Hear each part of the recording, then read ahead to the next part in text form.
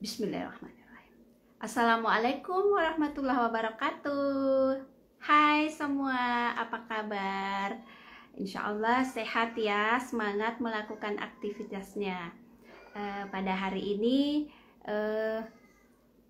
kami dari tim Kezen ini perdana mengadakan live bersama Dr. Yu Hasan.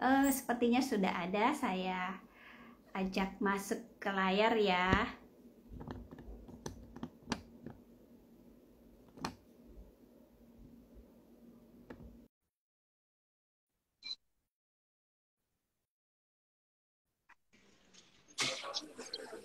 Halo dok, assalamualaikum, selamat sore dok.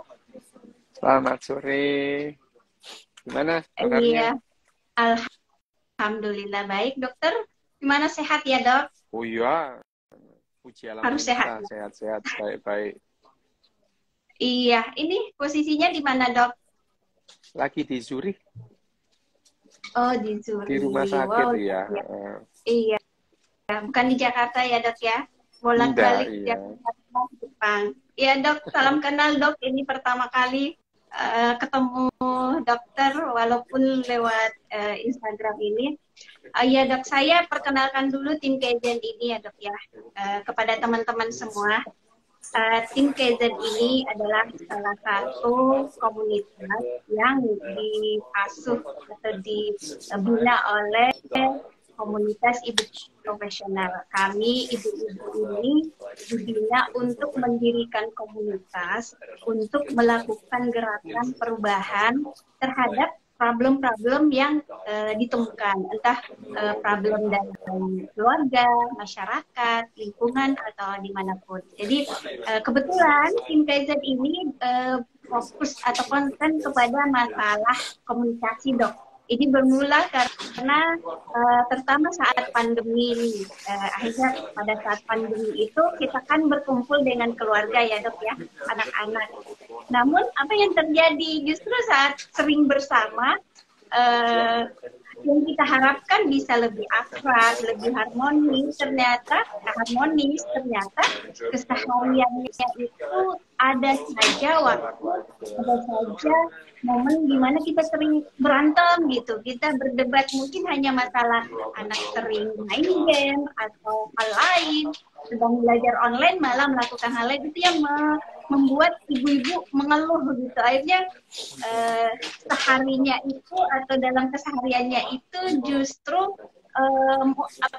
nuansa atau situasi komunikasi orang tua dengan anaknya bukan yang justru membuat anak ini semakin betah di rumah atau hal lainnya. Jadi dalam kesempatan ini kami mengundang Dokdes yang kebetulan adalah seorang neuroscience dan ahli bedah saraf. Kami ingin mendapatkan edukasi pencerahan mengenai masalah-masalah komunikasi apa sih yang terjadi di dalam otak kita, terus mengapa ya walaupun sudah ikut seminar, webinar, bahkan sudah workshop, tapi kok model komunikasi kita ini sulit sekali kita ubah menjadi lebih baik.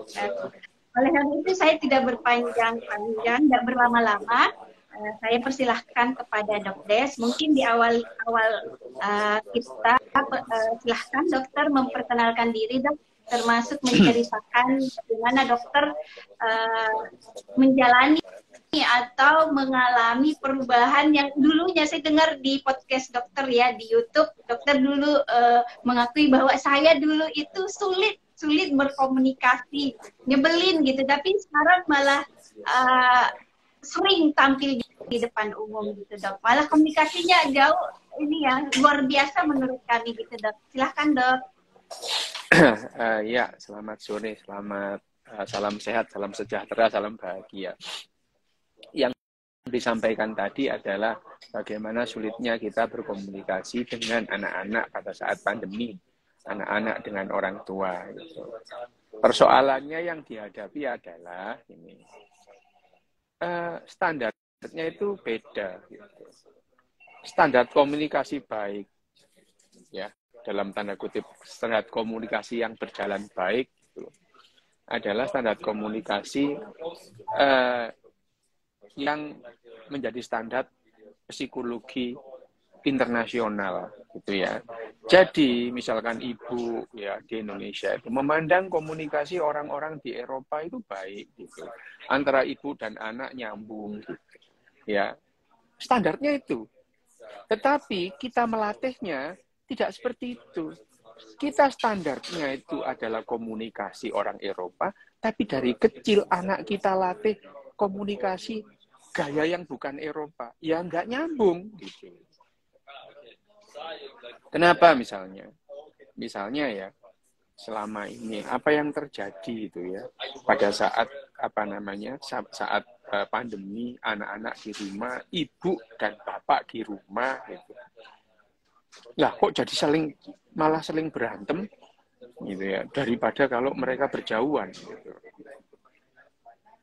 Yang terjadi adalah ya tadi komunikasi baik yang menurut kita baik, ukuran kita adalah komunikasi psikologi internasional gitu. Jadi kita itu mengharapkan seperti orang-orang Eropa, tetapi melatih kita seperti orang jauh jadinya gitu. Enggak mungkin kita itu melatih cara berkomunikasi dengan gaya Indonesia sekarang ini, terus menghasilkan gaya komunikasi orang Barat. Beda. Nih, saya ambil contoh ya. Ini ada teman saya yang pindah dari Sydney ke Indonesia, ke Jakarta. Nah, anaknya stres itu. Kenapa? Anaknya TK nangis terus. Begitu ditanya sama bapaknya, kenapa kamu kok nangis itu? Di sekolahan nggak ada yang muji. Nggak ada yang muji. Semua mengkritik. Nah, itu adalah cara kerja, adalah cara menunjukkan orang-orang Indonesia itu peduli, cara menunjukkan kepedulian ke orang lain itu dengan cara ngeritik, dengan cara menasehati gitu. Sementara di Australia itu cara menunjukkan rasa kepedulian itu memuji. Oh, bajumu bagus ya. Ikat kepalamu kok bagus gitu. Nah, anak kecil pada saat sekolah mereka dikritik, kamu kok nggak jilbaban gitu. Ini adalah perbedaan cara berkomunikasi. Cara berkomunikasi itu enggak ada cara yang baik atau cara yang buruk, itu enggak ada sih. Enggak ada. Cara berkomunikasi orang Indonesia dengan sesama orang Indonesia ya gitu. Berantem itu adalah cara berkomunikasi. Jangan salah ya. Berantem itu juga cara berkomunikasi.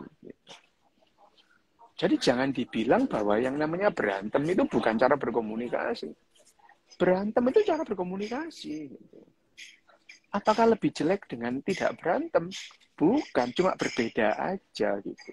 Hanya saja pada saat kita mengambil standar komunikasi yang baik adalah komunikasi orang Eropa. Sementara dari kecil kita melatih anak kita berkomunikasi dengan cara yang berbeda, hasilnya ya kita frustasi sendiri. Kita menggunakan standar yang berbeda, tetapi dengan cara yang berlawanan gitu. Kita menganggap cara berkomunikasi yang Eropa bagus, orang tua sama orang anak, sama anaknya itu berjalan bagus itu. Tetapi kita melatihnya gaya Indonesia. Misalnya apa? Di Eropa ini gitu, yang namanya privasi itu sangat dihargai. Sangat dihargai. Privasi anak sangat dihargai gitu. Ya. Di Indonesia tidak ada privasi anak gitu. Enggak ada, anak enggak punya privasi. Orang tua bisa masuk ke segala hal dalam urusan anaknya gitu. Bagaimana hubungan cara seperti itu menghasilkan komunikasi gaya Eropa yang saling menghargai privasi? Nggak bakalan gitu. Tapi apakah stres pas masuk ke privasinya orang itu lebih jelek daripada yang tidak? Enggak gitu caranya. Itu cuma berbeda aja. Jadi Kalau selama ini terus kemudian di rumah berantem selama pandemi, ya itu gayanya Indonesia sudah gitu. Itu gayanya Indonesia. Bagaimana orang dari kecil kita diajari berantem gitu? Bagaimana mungkin kita dari kecil diajari masuk ke wilayah privasinya orang, begitu masuk ke privasinya orang kita larang gitu. Nggak mungkin gitu. Dari kecil ya, dari kecil. Anak itu diajari, dilatih. Pentingnya menjaga yang namanya keyakinan. Keyakinan kita harus kita bela dengan mati-matian. Gitu. Begitu anak itu mempunyai keyakinan baru, berantem sama orang tuanya. Gitu. Orang tuanya itu bilang pacarmu itu jelek. Loh, anaknya punya keyakinan pacarnya baik. Berantem sama orang tuanya. Gitu. Kenapa? Lah, dari kecil dilatih bahwa yang namanya mempertahankan keyakinan itu harus berdarah-darah gitu. Jadi jangan heran kalau di Indonesia itu anak dan orang tua berantem gara-gara pacarnya. Karena anak punya keyakinan pacarnya itu baik itu. Dan selama ini mereka dilatih untuk mempertahankan keyakinannya mati-matian gitu. Jadi nggak heran sih kalau kemudian pada saat pandemi itu terjadi perkelahian di Indonesia itu antara orang tua dengan bapak dan ibunya berantem, bapak dan anaknya juga berantem selama pandemi. Ya nggak heran, karena itu adalah hasil dari latihannya itu, latihan berkomunikasinya itu. Jadi cara berkomunikasi Indonesia itu dengan berantem. Kalau nggak percaya lihat di timeline di Twitter itu, berantem tiap hari. Terus di mana? Di Instagram juga berantem gitu. Itu adalah cara mereka berkomunikasi. Ya. Jadi cara komunikasi adalah berbeda-beda gitu ya. Beda-beda gitu. Nah, cara komunikasi Indonesia latihannya yang dilatih dari kecil ya berantem tadi itu. Gitu. Jadi gini dok ya. Tapi terbukti nih dok, ternyata cara komunikasi dengan berantem itu bikin capek dok. Nah, kemudian kita pengen nih yang cara yang baik. Nah, misalnya dok, kita ini ternyata waktu kecil udah dilatih dalam artian karena melihat lingkungan ya dok ya, orang tua, cara mereka berkomunikasi, ayah, bunda misalnya berantem. Nah, kenapa kita bisa menirunya juga ya dok? Kemudian menjadi orang tua, ketika menjadi orang tua malah melakukannya juga. Itu apa yang terjadi di dalam otak gitu dok? Sehingga kita meniru juga. Gitu. Iya, ya memang kita itu belajar itu dengan berlatih dalam banyak hal, termasuk berkomunikasi. Berkomunikasi itu dengan latihan, tidak dengan kamu komunikasi yang baik. Lah pertanyaannya, yang baik itu apa gitu. Yang baik yang gimana gitu. Itu loh seperti orang-orang Eropa. Kalau gitu melatih anaknya, memperlakukan anaknya dari kecil seperti orang Eropa gitu. Tidak mungkin kita mendidik dan mengasuh gaya Eropa menghasilkan komunitas atau anak model Afghanistan. Nggak mungkin. Nggak mungkin. Atau sebaliknya, kita mengasuh dan mendidik anak dengan gaya Pakistan tidak akan menghasilkan gayanya orang Eropa. Itu yang perlu disadari. Nah, persis tadi ya, tadi di permulaan ini disampaikan bahwa Kaizen ini memperbaiki komunikasi, terus kemudian mendapatkan cari lebih bagus. Pertanyaannya, yang dianggap bagus itu komunikasi gaya mana? Gaya Indonesia atau gaya Eropa atau gaya Jepang? Saya tanya nih, mana yang dituju?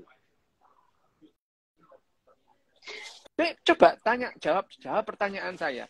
Standar komunikasi mana yang ingin ditiru atau sebagai ukuran gaya Indonesia sekarang, atau gaya Jepang, gaya Pakistan, atau gaya orang Eropa? Saya tanya, coba dijawab.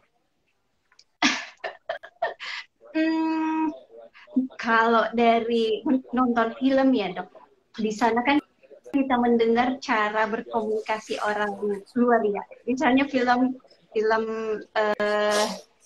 apa itu? Ada film barat itu saya lupa judulnya dok. cara komunikasinya itu memang dengernya tuh enak dok, membuat kita semangat, mengerti gitu, dan tidak kepancing untuk melawan, membantah gitu. Ya, oke. Berarti film Little House on the Prairie, saya suka sekali tuh model-model komunikasi. Oke, misalkan Little House on the Prairie atau ada Cosby Show ya, film-film keluarga itu. Tapi itu keluarga Barat ya itu. Dan pendidikannya gaya-gaya Barat, pengasuhannya gaya Barat gitu. Ya, tidak mungkin kita mendidik gaya Indonesia menghasilkan keluarga macam Little House on the Prairie atau Cosby Show, nggak mungkin gitu. Nggak mungkin gitu. Kenapa? Di film Cosby Show itu ya, itu keluarga Cosby atau keluarga yang lain, ada film keluarga. Mereka diajari bahwa setiap orang itu punya privasi, anak punya privasi. Masuk kamar anaknya ngetok pintu itu. Nah, mana ada di Indonesia orang tua masuk anaknya keluar masuk pintu, ya. Bahkan yang namanya anak itu punya privasi. Gitu. Handphone anak nggak boleh dibuka orang tuanya kecuali orang tuanya minta izin dulu. Gitu.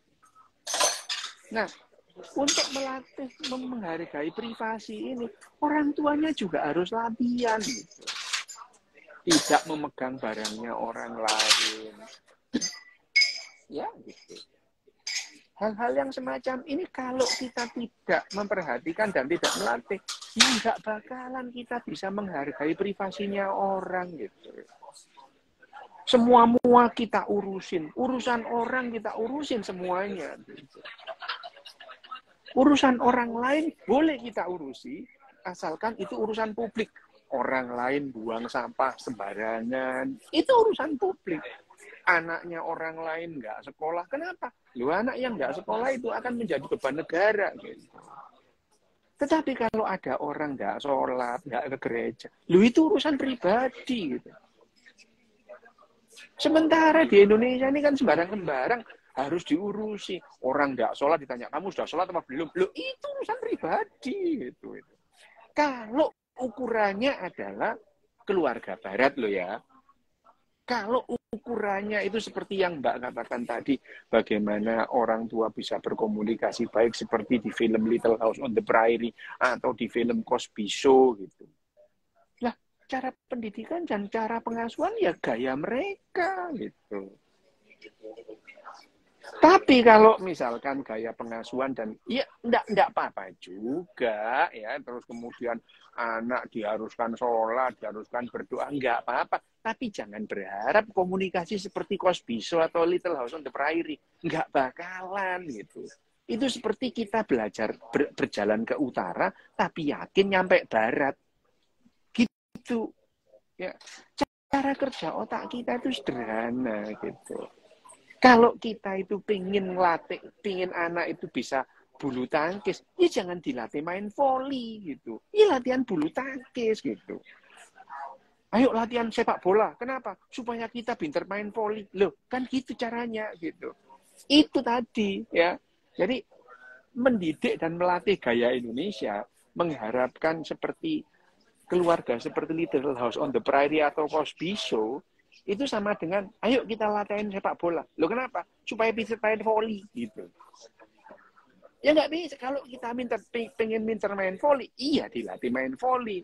Pinter main sepak bola, iya dilatih main sepak bola. Dan kita gaya komunikasi seperti Little House on the Prairie atau Cosby Show. Nah, pendidikan dan pengasuhannya ya gaya orang sana gitu. Seperti saya komunikasi saya jelek banget gitu ya. Dan kemudian saya mempunyai standar komunikasi. Gitu. Gaya mana? Gaya orang Eropa. Gitu. Ya, kalau bukan urusan saya, enggak bakalan saya urusin. Gitu. Ya, enggak bakalan saya urusin. Itu bukan urusan saya. Gitu. Enggak bakalan saya urusin. Tapi kalau ada urusan publik, ya saya urusi. Gitu. Gitu ya. Ini mungkin menampar, tapi ini saya beritahukan. Karena tujuan Kaisen tadi itu omong kosong kalau kita tidak mengubah kebiasaan. Gitu ya dok ya.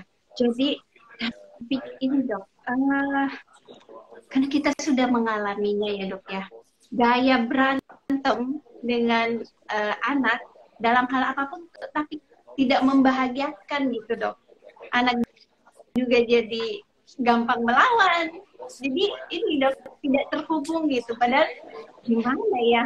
Adakah peluang bisa memperbaiki pola komunikasi yang sudah terjadi ini dok? Sudah istilahnya membudaya karena misalnya warisan dari orang tua atau pengaruh lingkungan.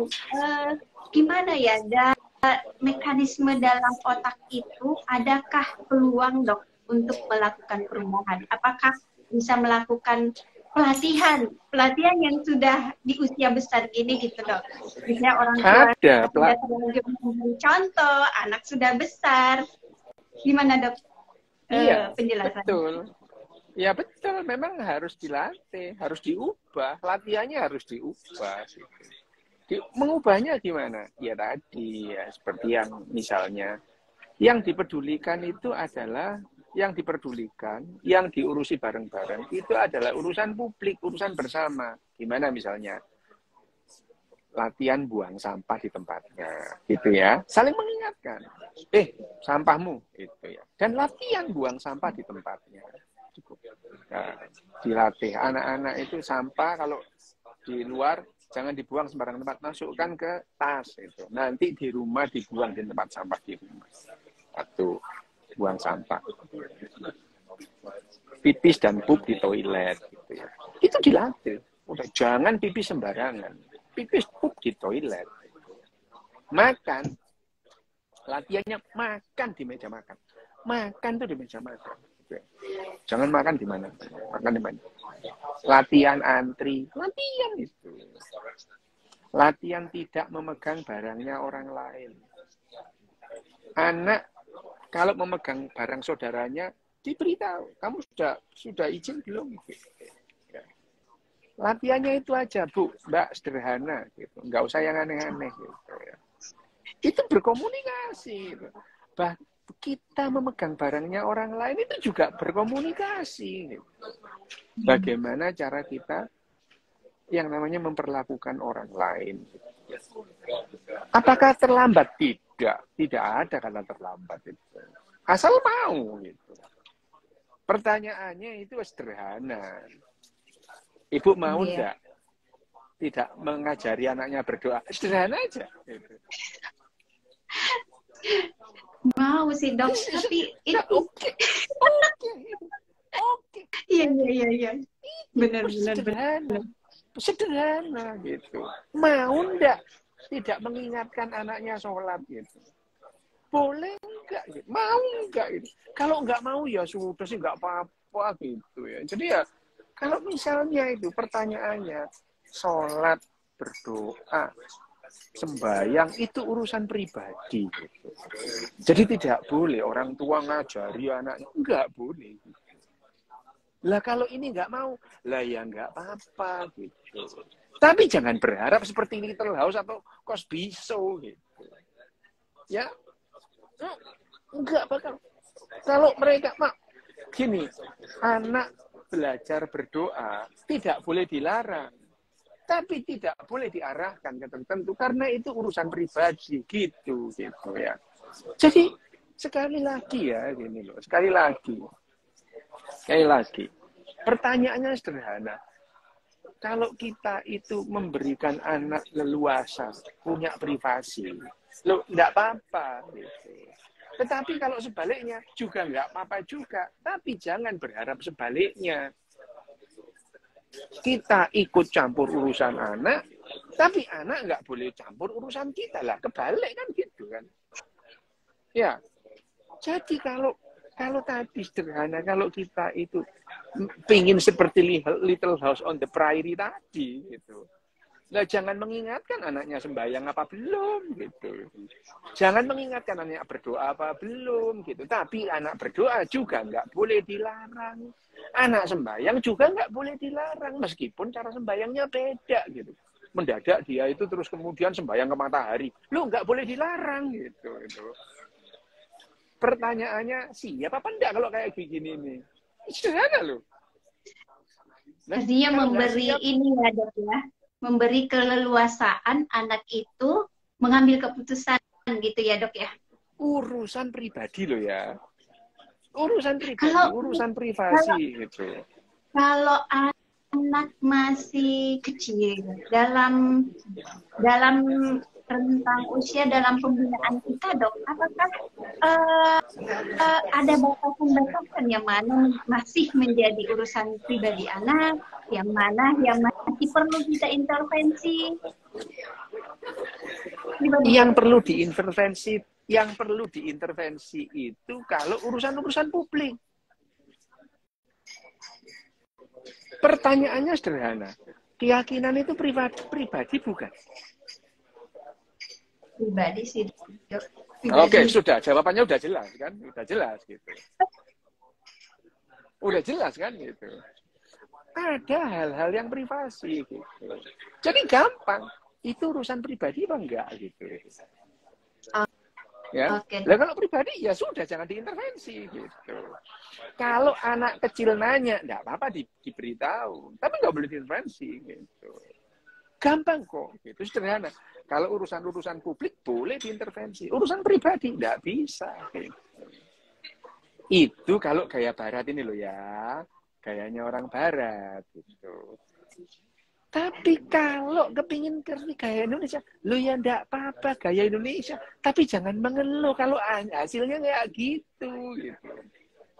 Ya, kita itu yang perlu adalah menerima konsekuensi.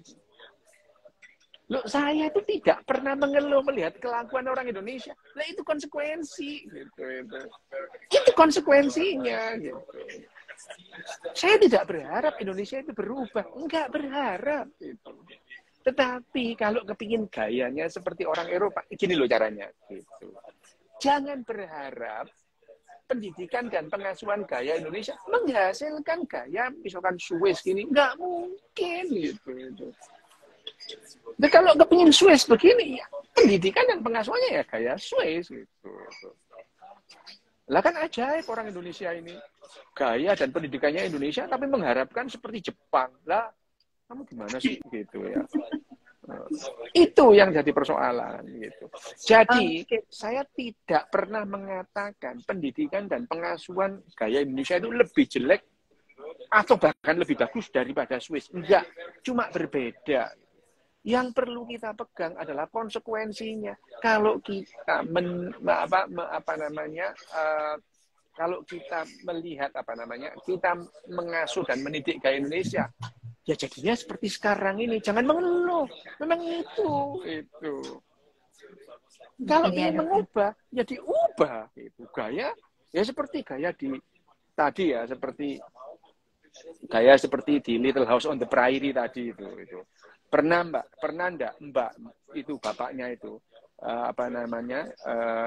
Charles Ingalls itu ya bapaknya Laura itu terus bilang ke Laura, kamu sudah sholat apa belum? Pernah? Enggak pernah itu.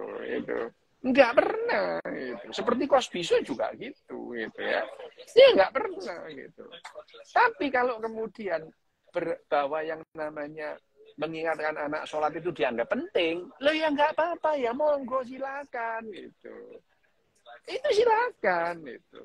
Silakan saja. Kalau menganggap itu penting ya silakan. Hasilnya ya kayak di Indonesia gitu. Jangan berharap sebaliknya lah. Pokoknya itu yang penting jangan berharap sebaliknya dari apa yang kita kerjakan. Kita tahu hasilnya gitu ya. Kita kalau berjalan ke utara, ya nyampainya ke utara. Nggak mungkin kita jalan ke utara, hasilnya ke barat. Itu nggak mungkin. Gitu. Itu yang perlu digarisbawahi. Kita perlu menerima konsekuensi apa yang kita lakukan. Gitu. Dan kita tahu, kalau kita melakukan A, hasilnya akan seperti ini. Kalau kita melakukan B, hasilnya seperti ini. Itu yang perlu diketahui. Gitu ya, Mbak? Iya, dok. Oke.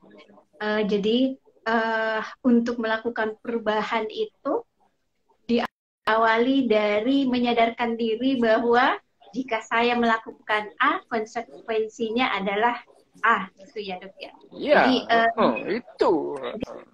Ya dok, gini dok, aku berpikir kalau kita sepertinya tidak hanya cukup dengan menyadarkan diri seperti itu dok, karena pada kenyataannya di saat dihadapkan situasinya ya dok ya, kita tetap spontan gitu dok, sulit melakukan dialog, spontan marah atau membentak. Nah ini yang saya mau tanyakan lebih ke tinjauan dari ilmu neuroscience gitu dok. Nah kenapa ya dok pada orang tua itu kok mudah banget ya membentak anaknya ketimbang kepada orang lain? Apa yang terjadi di dalam otak itu sehingga kok orang tua itu lebih mudah emosi ke anak daripada orang lain gitu dok. Jadi kadang kalau sama orang lain malah bahasanya itu bisa lebih tertata, lebih baik. Nah, pada anak-anak ya gitu, mau marah ya marah aja gitu dok. Boleh dijelaskan dok dari sisi ilmu Yang pertama adalah urusan bahwa anak itu bisa mengintervensi apapun, orang tua itu bisa mengintervensi apapun soal anak. Itu adalah masalah yang pertama. Yang kedua, seolah-olah orang tua itu bisa membuat anaknya itu jadi seperti apa, dan itu latihannya seperti itu. Gitu ya. Itu dua hal itu, latihan kita berlatih dari awal bahwa anak itu adalah titipan yang harus kita arahkan. Satu, ya, itu udah terpatri di otaknya itu, sehingga anak itu akan jadi apa, itu adalah hasil kerja orang tuanya. Dan itu sampai kapanpun, gampangannya aja, Mbak punya piaraan nggak, kucing atau anjing gitu? Nggak punya. Pak. Nggak berani. Pada umumnya orang yang punya piaraan itu, kalau anjingnya itu nabrak gelas atau mecahin, nggak apa-apa itu. Tapi kalau anaknya yang mecahin gelas, kenapa dimarahin? Kenapa? Kenapa? Karena dia sudah memahami kucing itu tidak akan ngerti gitu. Tetapi otaknya orang tua itu tidak memahami bahwa anak itu juga tidak sama seperti apa yang dia maui. Jadi dari awal setiap orang tua itu merasa dia bisa mengubah anaknya. Dan dia bertanggung jawab penuh atas apa yang terjadi pada anaknya. Lah itu. Jadi kalau anaknya orang nggak diperdulikan, kenapa? Itu di luar apa namanya? Di luar kekuasaan saya, tapi anak itu dalam kekuasaan saya gitu. Dan itu dilatih. Orang tua di Indonesia itu berlatih tiap hari itu pengen mengarahkan anakku harus begini, anakku harus bisa ini, bisa itu gitu. Kenapa? Karena itu adalah hak dan tanggung jawabku. Wes. Ya. Iya, benar. Iya, dan kita tidak pernah ada ruang privat bagi anak itu, tidak pernah ada dalam kamus orang-orang Indonesia itu nggak pernah ada. Ya, bahkan orang lain aja nggak punya ruang privat, apalagi anak gitu. Kita sering trespass masuk gitu ya. Itu ada yang nanya kok bersalju, iya ini hujan salju di luar itu. Ya. Iya disuruh. Ya. Gitu ya. Itu adalah, jadi otak kita sederhana kok gitu. Karena kita melatih otak kita gitu ya. Kita melatih otak kita untuk intervensi segala hal tentang anak ya. Jadi kita marah terus gitu ya. Gampang marah. Anaknya apa marah, anaknya apa marah gitu. Kira-kira di saat situasinya yang memancing emosi itu, apakah kita bisa menghadirkan pikiran ini dok? Saya tidak boleh atau saya tidak boleh punya perasaan atau pikiran ini punya rasa otoritas kepada anak sehingga memaksa gitu. Bisa nggak? Ya bisa nggak pada saat situasinya gitu dok? Latihan, Mbak, nggak bisa terus menanamkan saya harus begini, enggak bisa. Itu latihannya seperti apa dok? Ya latihan tadi, tidak megang handphonenya anak, kita mulutnya itu ini dilatih untuk tidak ngingetin anaknya sudah sembahyang apa belum, sudah berdoa apa belum gitu. Dilatih gitu ya, gitu. Misalnya masuk ruang anak itu harus diketok gitu ya. Ya, itu adalah latihannya. Kita tidak bisa, saya pasti bisa. Itu motivator Mbak yang bilang gitu. Enggak ada gitu. Ya. Untuk bisa main voli, ya latihan voli gitu.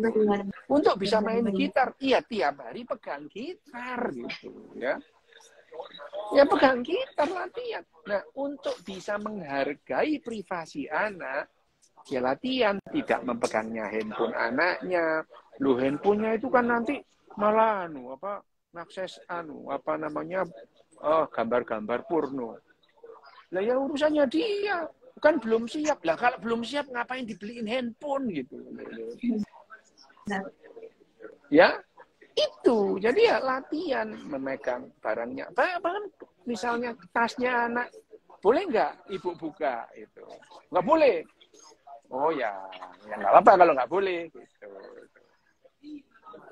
Itu yang namanya latihan. Jadi orang tua itu tidak bisa terus saya nggak boleh marah-marah. Iya, nggak bisa begitu gitu ya. Gitu ya, Dok. Bahwa diperlukan waktu. Iya, memang. Nggak mungkin dari kita itu tidak menghargai privasi terus mendadak menghargai privasinya orang. Nggak mungkin gitu. Nggak mungkin. Benar. Saya coba ini ya, Dok ya, melihat apakah ada pertanyaan. Ini Dok, ada pertanyaan dari M. Soekarno. Ada nih. Tapi Dok, kadang pengasuhan A oleh orang tua, tapi hasilnya B karena diasuh oleh lingkungan. Mohon pendapatnya Dok. Silakan Dok. Memang benar gitu. Memang benar, misalnya Mbak ya hidup di Swiss gini, anaknya diasuh oleh Swiss itu. Lah benar itu. Emang benar gitu. Tetapi di Indonesia anak itu diasuh oleh orang se-Indonesia, hasilnya ya gitu.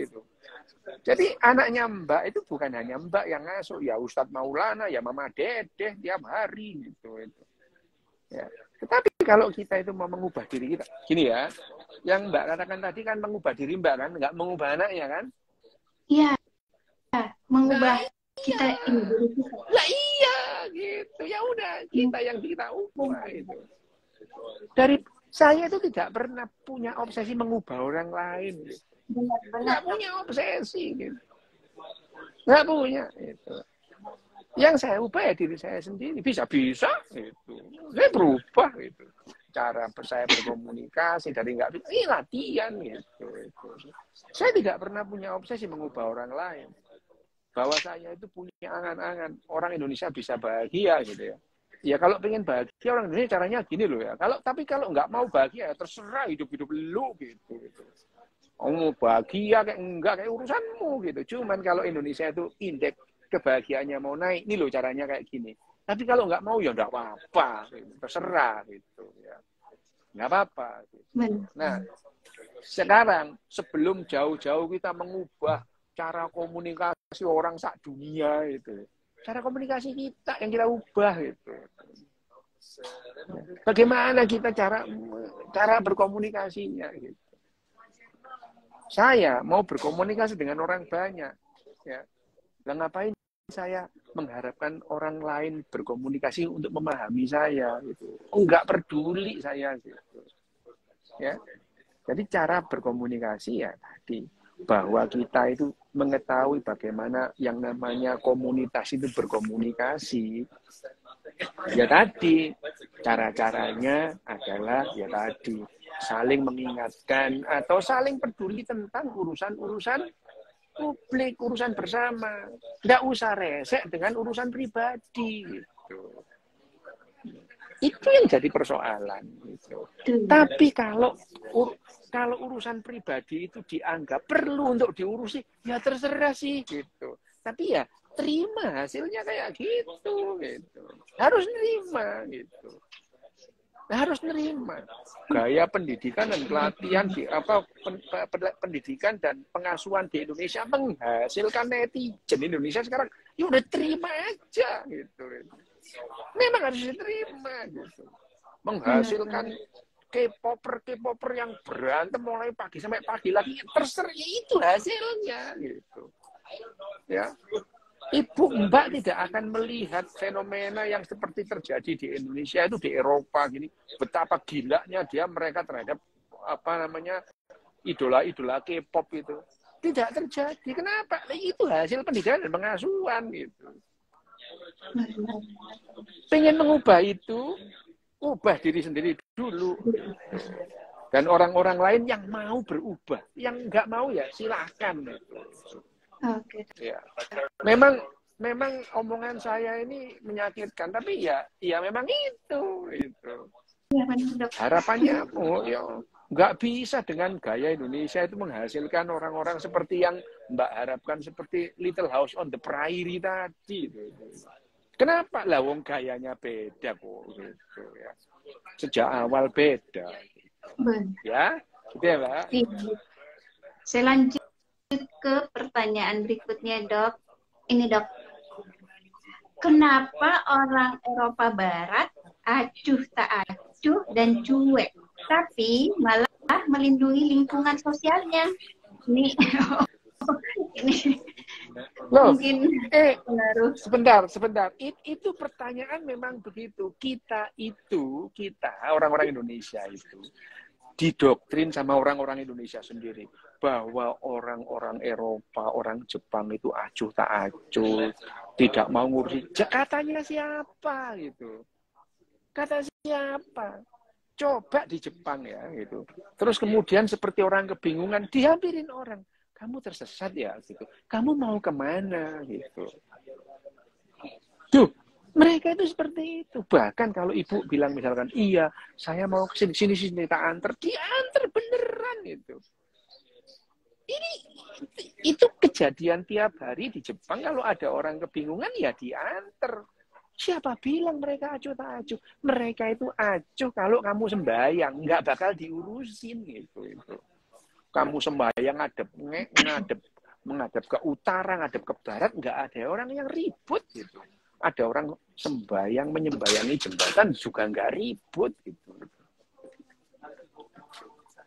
Tapi mereka itu nggak acuh gitu ya. Coba aja ya.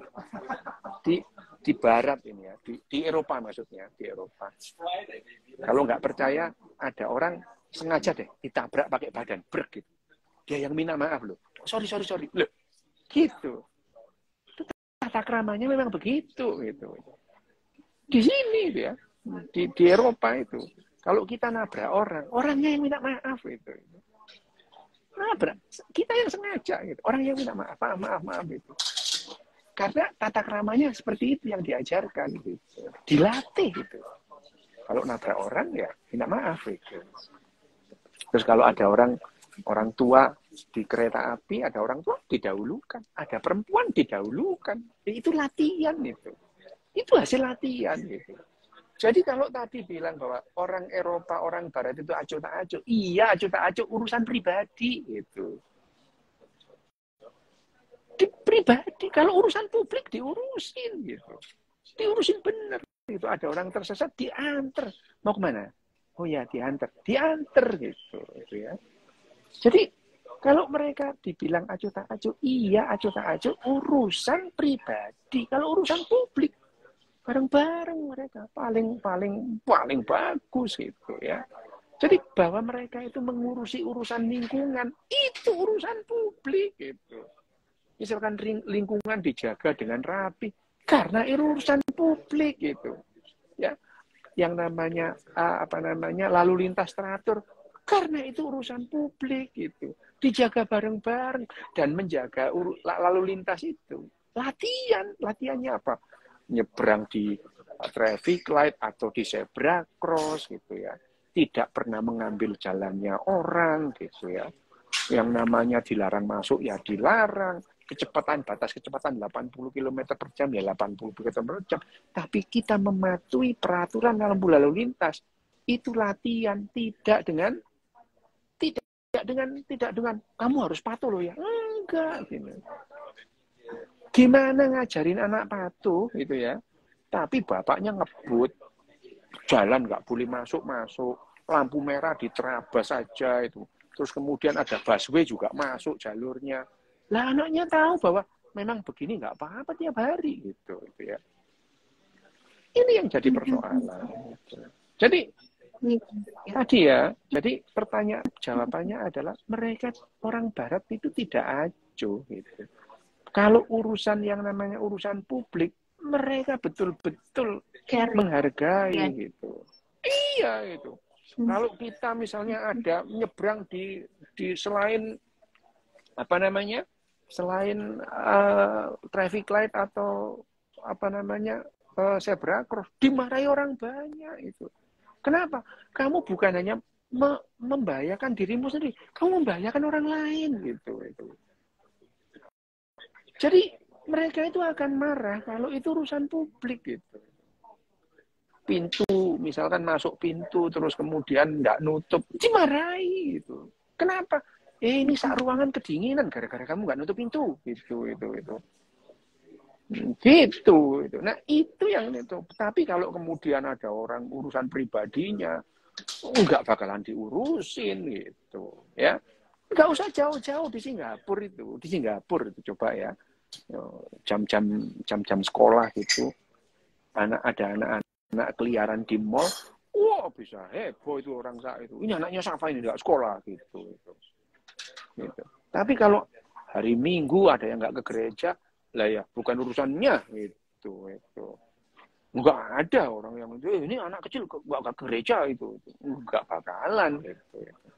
Itu kalau kepingin seperti di Singapura loh ya gitu. Tapi di Indonesia ya nggak apa-apa gitu. Jadi itu adalah pengetahuan yang salah bahwa orang di Barat itu tidak peduli gitu. Mereka sangat peduli urusan bersama, tapi memang tidak peduli urusan pribadi. Kalau di Indonesia kayaknya dibalik. Gitu. Jadi poin yang bisa saya tangkap ini untuk memulai membenahi komunikasi kita, berlatih memisahkan mana yang termasuk kepentingan umum, yang mana yang adalah hal privasi, termasuk kepada anak-anak gitu ya, Dok ya. Itu ada pertanyaan bagus tadi itu KDRT gitu. Iya Dok, ada nih, saya lihat lagi ya. KDRT. KDRT Iya, itu urusan publik atau urusan pribadi? Lo urusan publik. Kalau gitu. KDRT gitu masuk wilayah apa Dok? Itu ada orang nggamparin istrinya, itu sama dengan orang nggamparin tetangganya, nggak beda gitu. Orang gampar orang itu nggak boleh gitu. Anaknya, istrinya nggak boleh dipukul gitu. Jadi kalau ada orang melihat orang nampar istrinya, itu juga adalah sama dengan orang melihat orang nampar tetangganya gitu. Nggak boleh mukul. Atas dasar apa suami boleh mukul istrinya gitu. Itu kalau di Barat loh ya. Ya, di Barat. Kalau di Pakistan sih memang beda gitu. Kalau di Pakistan itu ada orang laki-laki gampar istrinya plak gitu ya. Terus ada orang nanya, itu siapanya? Istrinya. Oh, semua orang diem gitu. Karena di Pakistan memang boleh gitu. Memang begitu gitu.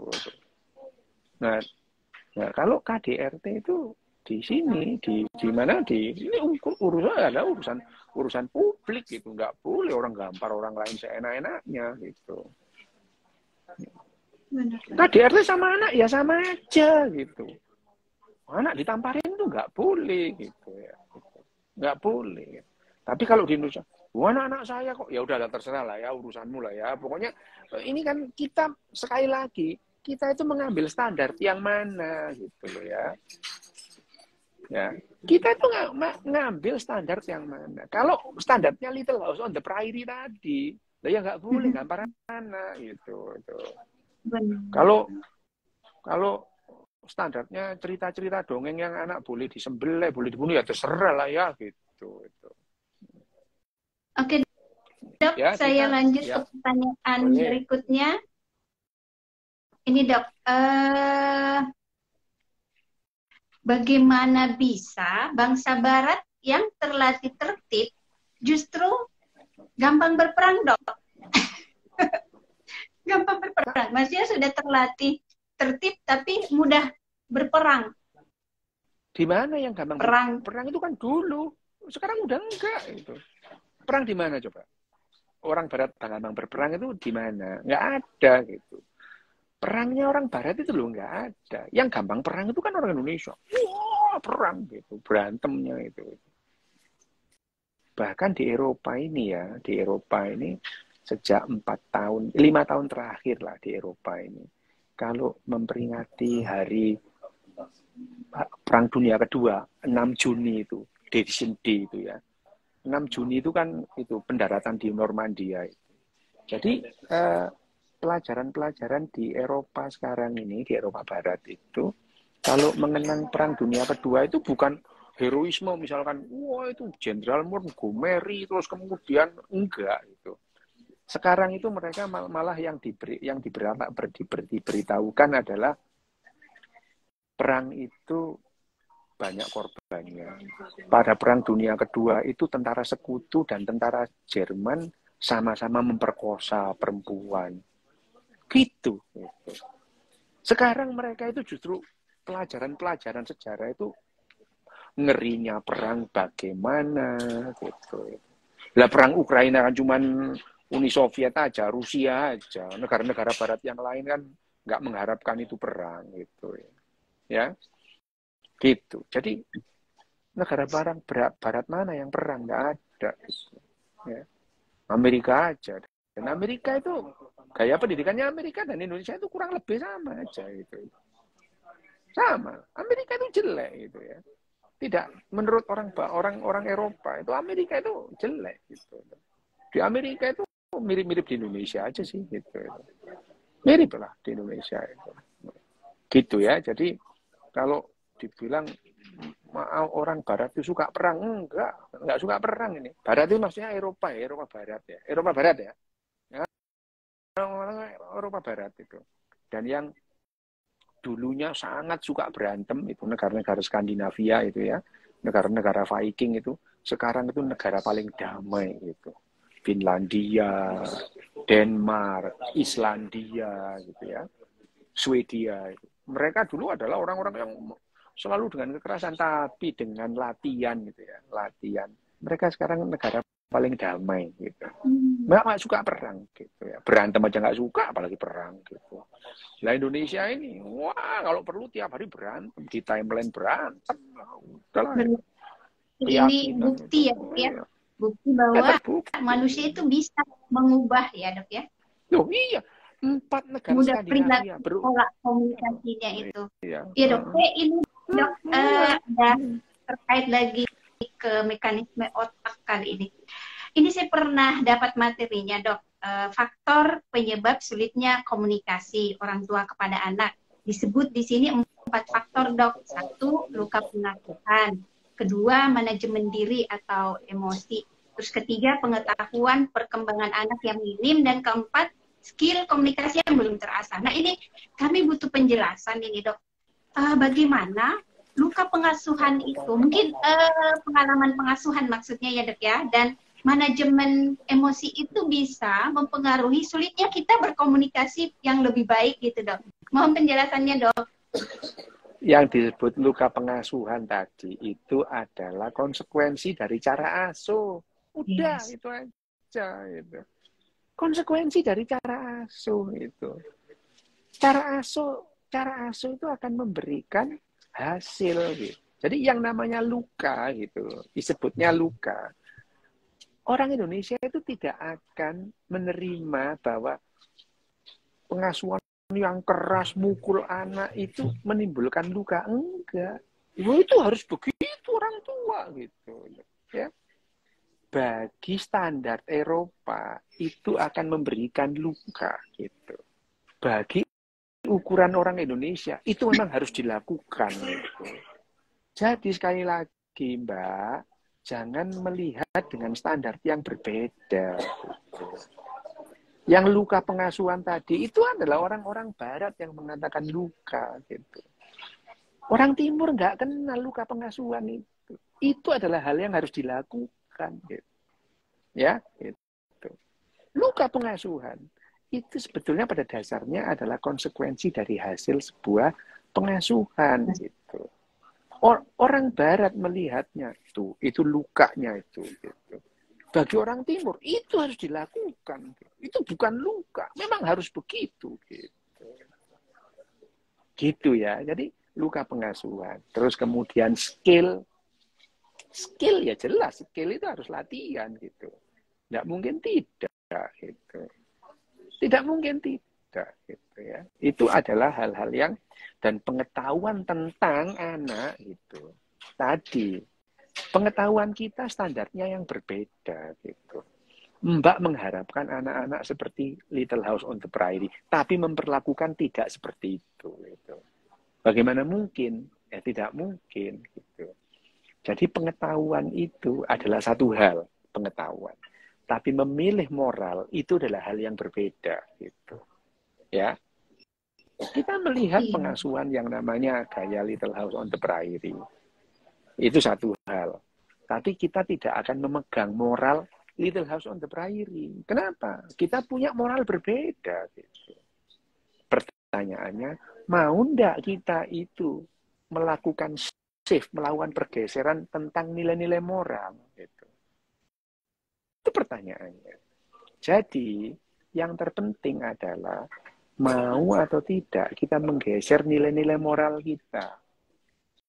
Dari 4 faktor tadi yang sampean sebutkan tadi, satu hal yang tidak disebutkan adalah nilai moral mana yang kita pegang. Ya, 4 yang Mbak sebutkan tadi itu bertentangan dengan nilai-nilai moral yang sudah kita pahami, sepakati, atau kita jalani di satu daerah. Ya, gitu. Ya. Kalau mengenai ini dok, manajemen emosi bisa sama. ada Sama, manajemen emosi kan karena latihan gitu. Ya tadi manajemen emosi tadi, emosi kita menghargai privasi orang gitu. Gimana kita tidak bisa kita menghargai privasi orang kalau kita tidak dilatih. Manajemen emosi itu dengan latihan, Mbak, tidak dengan nasihat, ya. Itu. Benar. Ya dok, ini sudah pukul 16.57 dok. Iya.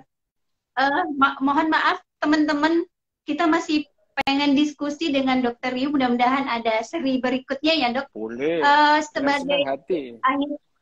Sebagai akhir acara, mohon dok, ininya mungkin ada closing statement atau nasihat atau inilah apa yang bisa kami benarkan atau paparan dokter untuk di akhir acara ini. Silahkan dok.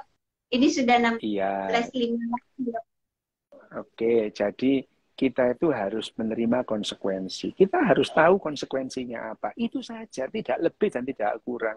Kita harus paham konsekuensi apa yang setelah kita lakukan. Pengajaran dan pelatihan atau pengasuhan gaya Indonesia, konsekuensinya kita tahu. Gaya Eropa konsekuensinya kita tahu. Kalau kita menginginkan Eropa, iya gaya Eropa. Kalau mendidik dan mengasuh gaya Indonesia, ya udah terima aja hasilnya seperti itu. Gitu aja sih. Gitu. Iya ya dok. Ya, berarti berawal dari konsekuensi. Untuk berubah, pikirkanlah konsekuensi itu ya dok ya. Baik, terima kasih banyak dok dan teman-teman semua karena ini harus berakhir. Selamat beraktivitas kembali. Wassalamualaikum warahmatullahi wabarakatuh.